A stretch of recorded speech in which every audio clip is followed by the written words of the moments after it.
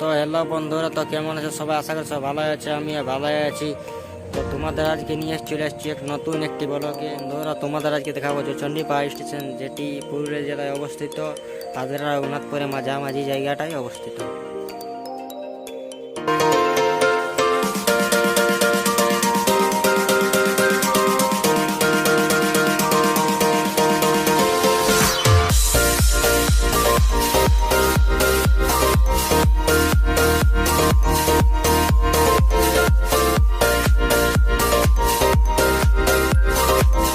আমি জয়চণ্ডী পাহাড় স্টেশন পৌঁছে গেছি। তো পেছনে তোমরা দেখতে পাচ্ছ যে জয়চণ্ডী পাহাড় স্টেশন।